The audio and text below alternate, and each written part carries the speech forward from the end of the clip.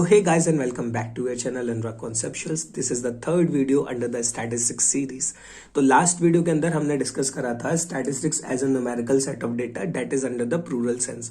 उसकी कुछ कैरेक्टरिस्टिक्स हमने देखी थी. अब शुरू करने वाले हैं स्टैटिस्टिक्स एज अ मेथड और statistics as a statistical method under the singular sense.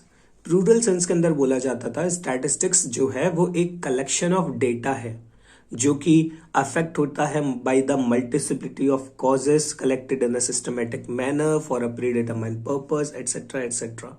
लेकिन ये जो डेटा कलेक्ट करे जाने के मेथड है उन मेथड्स को बोला जाता है statistics under the singular sense. Clear?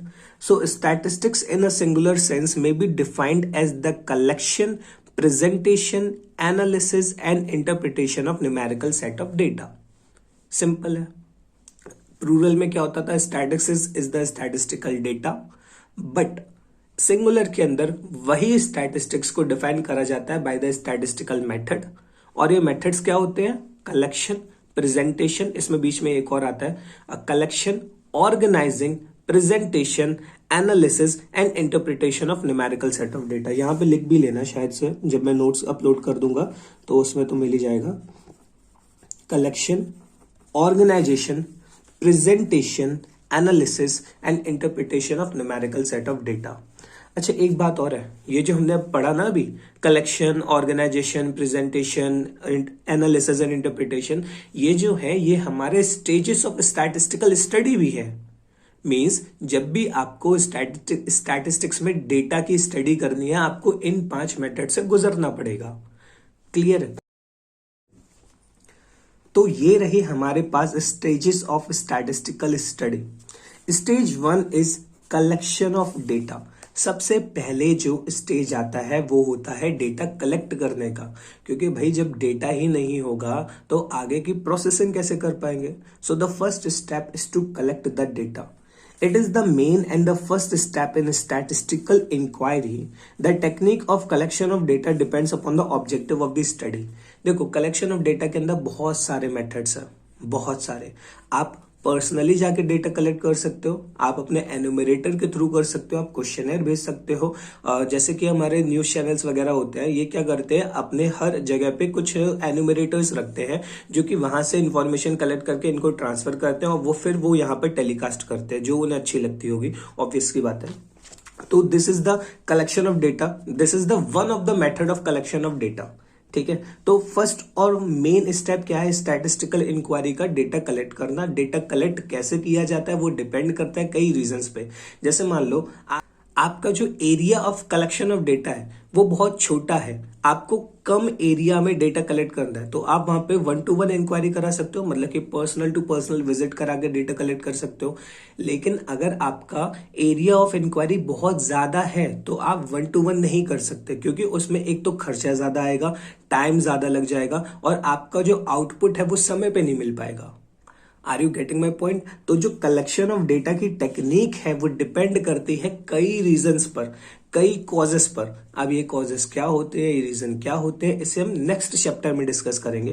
देखो, इन सब के ऊपर एक एक सेपरेट चैप्टर है. कलेक्शन ऑफ डेटा अलग सेपरेट चैप्टर है, ऑर्गेनाइजेशन का अलग चैप्टर है, तो उनको हम बहुत डिटेल में डिस्कस करेंगे इन द फर्दर चैप्टर्स. अभी के लिए क्योंकि हम ये स्टेजेस ऑफ स्टैटिस्टिकल स्टडी पढ़ रहे हैं, नाम आया है, तो थोड़ा बहुत बताते हुए चलते हैं. Second stage is organisation of data. अभी डेटा कलेक्ट तो कर लिया. जब हम डेटा कलेक्ट करते हैं तो इतना ऑर्गेनाइज्ड डेटा नहीं होता है, क्योंकि जो इंफॉर्मेशन हमें मिल रही है हम उसे लिख लेते हैं. ठीक है. अब जब घर आए, डेटा का कलेक्शन हो चुका है, उसको हम ऑर्गेनाइज करेंगे. ऑर्गेनाइज किस तरीके से करेंगे? कुछ प्रॉपर फॉर्म में हम उसको लिखेंगे जिससे कि हम सामने वाले को अच्छे से रिप्रेजेंट कर पाए. कुछ अगर एडिटिंग की जरूरत है तो वो एडिट करेंगे, क्लासिफिकेशन की जरूरत है तो क्लासिफाई भी कर देंगे. सपोज आपको एक टास्क मिला है और उस टास्क के अंदर आपको बगल वाली क्लास में जाना है और बच्चों की एज वाइज वेट कलेक्ट करना है. अब आप जाते हो बगल वाले क्लास में, सबसे पूछते हो कि भाई तुम्हारी एज क्या है, तुम्हारा वेट क्या है. तो अब ऐसा तो है नहीं कि सारे एज के बच्चे आपको एक साथ मिल जाएंगे. मतलब हो सकता है कि किसी की एज 20 ईयर्स हो वो आपको पहले मिल जाए, किसी के एज 22 ईयर्स हो वो आपको पहले मिल जाए, या हो सकता है कि पहले 20 मिले, बाद में 21, फिर 20, फिर 22, फिर 20, इस तरीके से सीरीज चलती रहे। तो आप क्या करोगे, डेटा कलेक्ट कर लोगे। डेटा कलेक्ट करने के बाद जब आप घर पे आओगे तो आप डेटा को ऑर्गेनाइज करोगे। मतलब जिनकी एज 20 है उनके कितने वेट है उनको आपने एक साथ लिख लिया, जिसकी एज 21 है उनके कितने वेट है आपने उसका एक साथ लिख लिया, ऐसे 22 का एक साथ लिख लिया। So this is the editing and classification of data, जिसको हम ऑर्गेनाइजेशन ऑफ डेटा बोलते हैं। This is the organisation of data. आपने डेटा इस तरीके से ऑर्गेनाइज कर दिया कि आप अच्छे से रिप्रेजेंट कर पाओ। ऑर्गेनाइजेशन के बाद एक और आता है प्रेजेंटेशन। प्रेजेंटेशन के अंदर हम उसी डेटा को ग्राफ्स के थ्रू, टेबल्स के थ्रू रिप्रेजेंट करने की कोशिश करते हैं, जिससे वो और इंटरेक्टिव लगे। ठीक है, सो आफ्टर क्लासिफिकेशन या फिर ऑर्गेनाइजेशन, बात एक ही है। The data is presented in some suitable manner in the form of text, table, diagram and graphs. Graphs में भी बहुत सारे आते हैं, इन्हें भी बहुत डिटेल में डिस्कस करेंगे। तो अभी के लिए 3 स्टेप क्लियर है। First is the collection of data, second is the organization of data, third is the presentation of data, and now the fourth stage is analysis of data. आपने data present तो कर लिया, अब उसको analyse करके कुछ हमें कंक्लूजन्स ड्रॉ करने हैं। कंक्लूजन्स ड्रॉ करने के लिए हम कुछ स्टैटिस्टिकल टेक्निक्स लगाते हैं। So after presentation, analysis is done with the help of some mathematical techniques, or you can say statistical techniques. These include measures of central tendency, measures of dispersion, correlations and regression, etc. देखो, measures of central tendency के अंदर आते हैं हमारे mean, median and mode. Measures of dispersion के अंदर आते हैं आपका रेंज हो गया, quartiles, percentiles, deciles and mean deviation, standard deviation, ये सारे मेजर्स ऑफ डिस्पर्जन के अंदर आते हैं। कोरिलेशन एंड रिग्रेशन के अंदर हम इनके बीच में, मतलब डेटा के बीच में कुछ रिलेशन फाइंड करने की कोशिश करते हैं। तो ये कुछ हमारे स्टैटिस्टिकल टेक्निक्स हैं जिनको यूज करके हम डेटा को एनालाइज करेंगे, और एनालाइज करने के बाद कुछ कंक्लूजन्स ड्रॉ करेंगे। अब कंक्लूजन तो ड्रॉ कर लिया, अब उन कंक्लूजन से हमें मिला क्या वो हमें सोचना पड़ेगा। जैसे कि हमने 3 क्लास का एवरेज वेट निकाला। अब एवरेज वेट निकालने के बाद अब हमारे पास 3 चॉइसेस है। हम ये बता सकते हैं कि कौन से क्लास का एवरेज वेट ज्यादा है, हम ये भी बता सकते हैं कौन से क्लास का एवरेज वेट कम है, मिनिमम है। हम ये भी बता सकते हैं कि कौन से क्लास का एवरेज वेट एवरेज है, मीन्स ना तो वो मैक्स है ना ही वो मिनिमम है। ठीक है, सो this is the interpretation of data. So it is the last step in the statistical methodology. It involves statistical thinking, skill and experience to derive meaning from the analyzed data. अब जो data हमने analyse कर लिया वहां से कुछ meaning भी तो निकालना पड़ेगा कि कौन से क्लास का, जैसे कि मैंने बताया, कौन से क्लास का वेट ज्यादा है, कौन से क्लास का वेट कम है। Weight means average weight, clear है। The interpretation provides the final conclusions drawn from the analyzed data, और इससे हम कंक्लूड कर सकते हैं कि भाई जो हमारे पास डेटा आया वो कैसा है।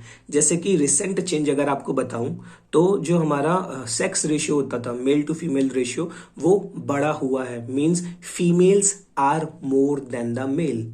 मीन्स पहले ये रेट चलता था 800 फीमेल्स पर 1000 मेल, इस तरीके से 900 हुआ, लेकिन आज 1000 से ज्यादा है। अप्रोक्स आई थिंक 1026 फीमेल्स पर 1000 मेल्स, इस तरीके से। तो वहां से हमने डेटा तो कलेक्ट कर लिया कि मेल्स कितने हैं, फीमेल्स कितने हैं। अब उसको एनालाइज करके हम ये इंटरप्रेट कर रहे हैं that the female to male ratio is higher than 1:1। 1:1 का मतलब है फीमेल एंड मेल। पहले ये कम होता था, मतलब कि मेल्स ज्यादा होते थे, लेकिन अब ये रेशियो चेंज हो गया एंड फीमेल्स ज्यादा है मोर देन द मैन। चलो भाई, सो this is the last step which is the interpretation of data. I think मैं थोड़ा एक्सप्लेन कर पाया इंटरप्रेट कैसे करते हैं डेटा को। इंटरप्रिटेशन का मेन मतलब होता है वहां से कुछ मीनिंग डिराइव करना। अब मीनिंग वो कैसा भी हो, मीनिंग वो पॉजिटिव भी हो सकता है, मीनिंग वो नेगेटिव भी हो सकता है। सो this is all about this video. मिलते हैं नेक्स्ट वीडियो में जिसके अंदर हम डिस्कस करेंगे स्कोप ऑफ स्टैटिस्टिक्स। और ये चैप्टर 1 के नोट्स ऑलमोस्ट प्रिपेयर हो चुके हैं। कोशिश करूंगा इस वीडियो तक डिस्क्रिप्शन में आपको चैप्टर 1 के कंप्लीट नोट्स दे दूं। नहीं तो नेक्स्ट वीडियो में तो फिर आपको मिल ही जाएंगे। So that is all about this video. मिलते हैं नेक्स्ट वीडियो में, तब तक के लिए bye bye and take care. And guys, if you like this video, hit the like button, subscribe to the channel and share with your friends.